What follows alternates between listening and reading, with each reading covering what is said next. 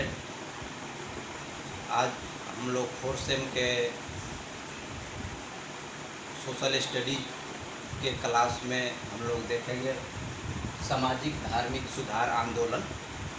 जैसा कि चैप्टर है सामाजिक धार्मिक सुधार आंदोलन।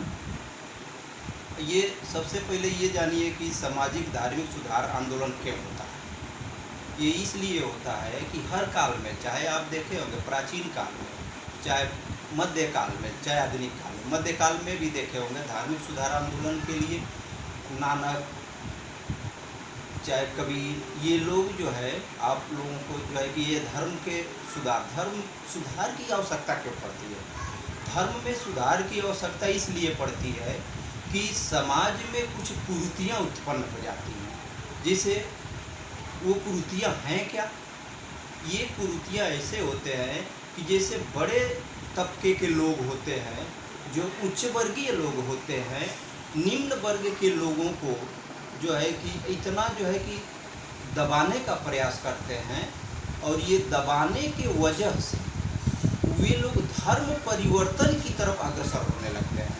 और जब धर्म परिवर्तन होने लगता है तो धर्म परिवर्तन देखिएगा, ये चूँकि आधुनिक भारत की बात हम कर रहे हैं, तो आधुनिक भारत में धर्म परिवर्तन ईसाई धर्म की ओर लोग जो है कि ज़्यादातर लोग जाने लगे। और जब ईसाई धर्म की तरफ लोग अग्रसित होने लगे तो इसके लिए हमारी जो भारतीय समाज सुधारक थे, जैसे राजा राम मोहन राय थे, स्वामी विवेकानंद जी थे, दयानंद सरस्वती थे, फिर ईश्वरचंद विद्यासागर थे, ऐसे लोगों ने आगे बढ़ करके समाज को आगे एक दिशा निर्देश देने के लिए, एक दिशा को सही तरीके पे, एक पथ पे समाज को एक सही रास्ते पर लाने के लिए ऐसे धार्मिक सुधार आंदोलनों को जो है वो क्या बोलते हैं कि करने के लिए प्रयास करता है। और उसके लिए आगे आने के लिए सबसे पहले जो है राजा राम मोहन राय जी ने आगे आया। तो हम राजा राम मोहन राय जी के बारे में जानने से पहले थोड़ा उनका बैक हिस्ट्री भी जान लें। तो बैक हिस्ट्री में राजा राम मोहन राय का जन्म जो है 1774 में हुआ, और ये 1774 में, और उनकी मृत्यु हो गई 1833 में। उनकी मृत्यु 1833 में हो गई। उनको नवजागरण का अग्रदूत भी कहा जाता है, नवजागरण का अग्रदूत भी कहते हैं उनको। वो उसके बाद से आधुनिक जो है कि भारत के पिता के नाम से भी जाने जाते हैं, आधुनिक भारत के पिता के नाम से भी जाने जाते हैं।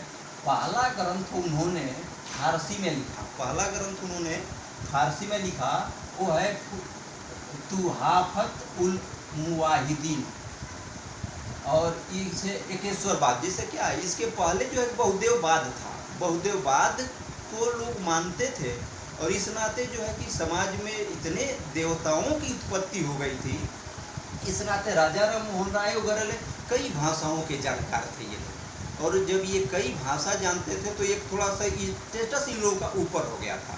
इस नाते ये बहुदेववाद को एकेश्वरवाद में परिवर्तित करना चाहते थे। इस नाते एकेश्वरवाद के लिए वो उपहार स्वरूप ये था।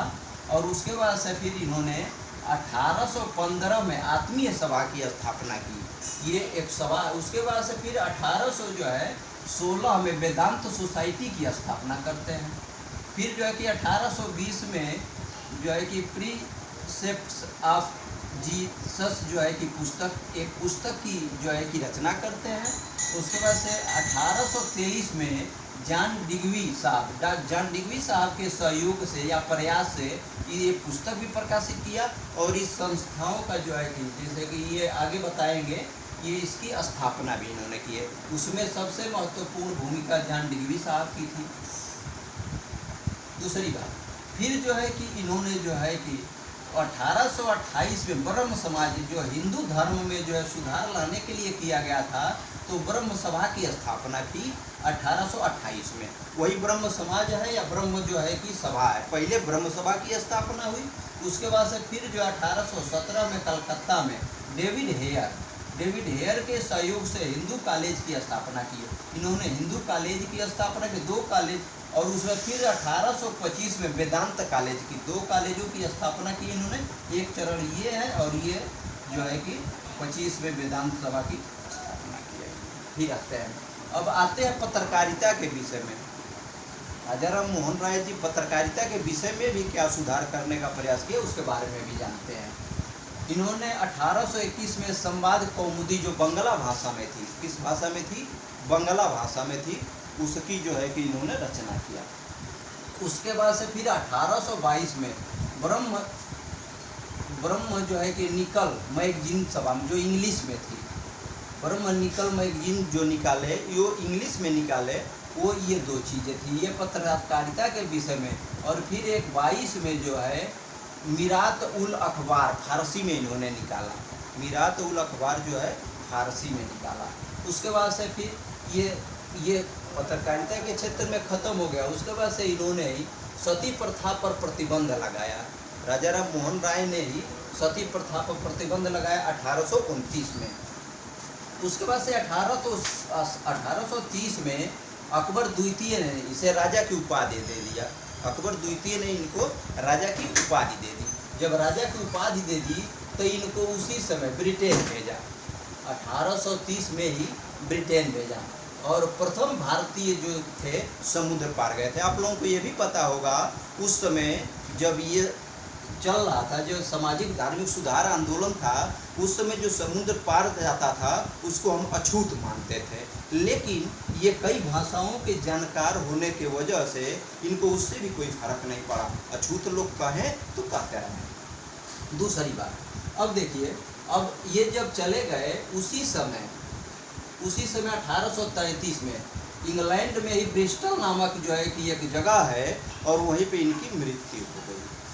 ब्रिस्टल में इनकी मृत्यु हो गई। अब देखिए, अब एक चीज़ और आता है कि इनके जाने के बाद, जब ये इंग्लैंड चले गए तो इनके जाने के बाद जो ब्रह्म समाज था उसको किसने देखा? तो 1830 से लेकर 33 तक एक बिगहा बागीस करके थे, उन्होंने इसकी जो है कि देख रेख की जो है। उसके बाद से फिर 33 के बाद 1833 से 43 तक द्वारिकानाथ टैगोर ने इसकी देख रेख की। उसके बाद से फिर जो है 43 से और 43 के बाद तक देवेंद्रनाथ टैगोर ने इसकी जो है कि ब्रह्म समाज। अब इसी बीच ब्रह्म समाज के विस्तार के लिए इसी बीच जो है आ जाते हैं केशव चंद्र सेन साहब। केशव चंद्र सेन साहब जब आते हैं ये, तो इन्होंने जो है कि ब्रह्म समाज का विस्तार किया। इन्होंने ब्रह्म समाज का क्या किया? विस्तार किया। जो 1865 में ब्रह्म समाज दो भागों में बट जाता है। एक होता है ब्रह्म समाज जिसको देवेंद्रनाथ टैगोर ने, और एक आदि ब्रह्म समाज कहिए या भारतीय ब्रह्म समाज कहिए, केशव चंद्र सेन ने इसको जो है कि बढ़ाया। बाद में केशव चंद्र सेन अपने लड़की की शादी जो है, जो 1878 में 12 वर्ष की अवस्था में बिहार के राजा से कर दिया। जब बिहार के राजा से कर दिया तो फिर उसके बाद पुनः आज ब्रह्म समाज बंटने लगा। आज का चैप्टर यहीं क्लोज करते हैं। थैंक यू, धन्यवाद।